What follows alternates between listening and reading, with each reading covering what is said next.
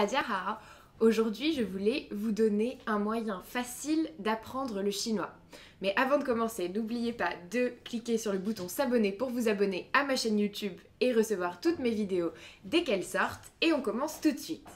Donc comme vous avez pu sûrement le constater, ces dernières années, le chinois s'est développé de plus en plus de personnes commencent à apprendre le chinois dès le collège par exemple ou même à l'école.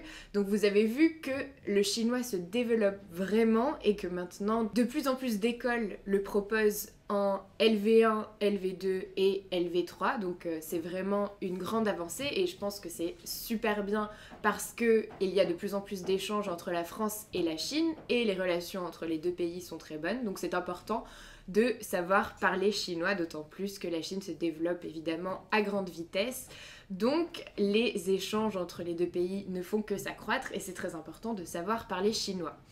Moi, j'ai pu le constater parce que j'ai commencé le chinois quand j'étais au lycée, mais ma petite cousine, donc, elle a commencé au collège le chinois et donc l'a commencé en LV2, ce qui est très très bien parce que à la fin donc de son cursus scolaire, elle parlera certainement couramment le chinois et aura étudié pendant vraiment longtemps, donc elle aura de solides bases en chinois et ce sera un avantage je pense dans sa vie professionnelle et dans sa vie future, d'autant plus que si elle décide de partir en Chine même pour un voyage ou même pour le travail, elle pourra parler avec les Chinois qui, comme vous le savez, ne parlent pas vraiment l'anglais.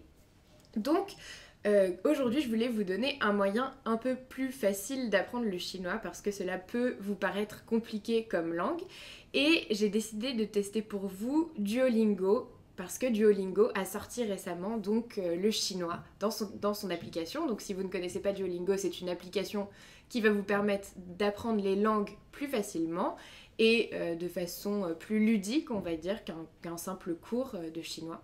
Donc, dans l'application Duolingo, le chinois est sorti il y a quelques temps. Bon, il n'est pas encore disponible pour les personnes qui parlent français, mais vous pouvez donc prendre des cours en anglais. Donc c'est pas vraiment des cours en fait, c'est juste une application qui va vous donner des petits exercices à faire, notamment la reconnaissance des caractères et trouver le pinyin qui correspond à tel caractère ou écrire la traduction d'un mot en anglais du coup, puisqu'il n'y a pas encore le français.